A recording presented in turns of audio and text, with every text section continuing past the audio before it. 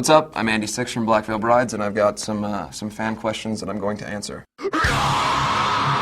Danielle wants to know, how did you come up with the name of your band? I love the symbolism of Catholicism, and the term Black Veil Brides is actually what they call a nun when she marries into the church. She marries God and gives up the cardinal pleasures of life, so to speak. Even though I don't give much credence to the religion itself, I really respect the idea of giving up something so much for something that you really truly believe in or love. That's where Black Veil Brides came from.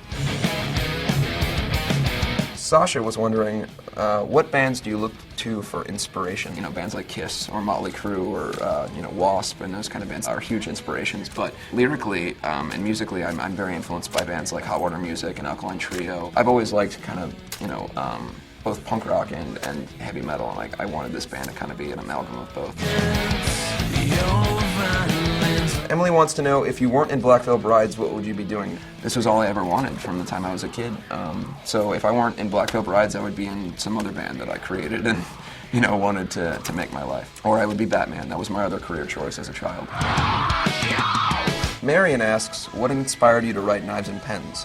I obviously look different. I listen to different kinds of bands, and the people that were around me, I noticed a lot of, the different kids were always, sort of put down by other people, and it would cause them to become, almost violent with themselves. It's not really necessary. There's a way that you can find strength in yourself, and for me, it was writing. That was my release and my escape. So the term Knives and Pens to me was like a choice. You can either create or, become violent and maybe go down a dark road.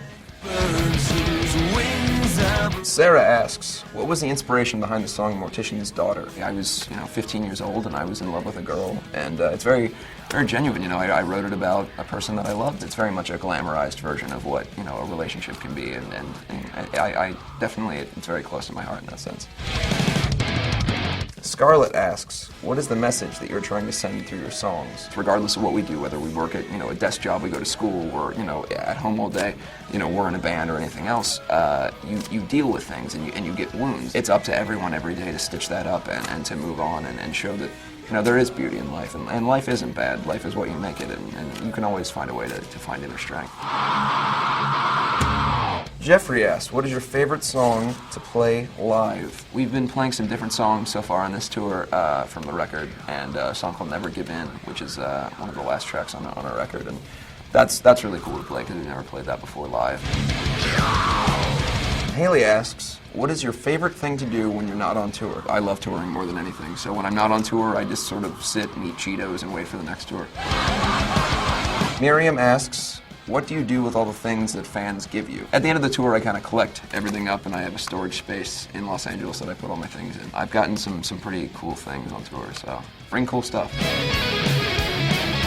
Amanda wants to know, what is something you must always have with you on tour? My makeup. It would be difficult to perform as us without that, but also my vocal cords and pants.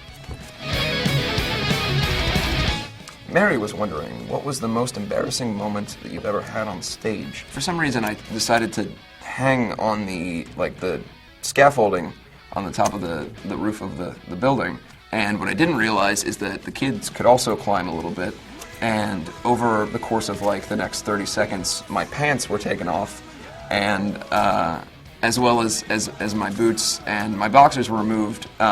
And then I had to swing back like a monkey back onto the stage, and my tour manager, who's sitting over there, John, had to take Naked Andy back, and unfortunately the audience got a shot of my butt, which is, it's not, whatever, it was there, and that was kind of embarrassing, mainly because of the butt. Thanks for your questions, and I'm going to hold on to these and read them every day. But I'll see you guys on the road.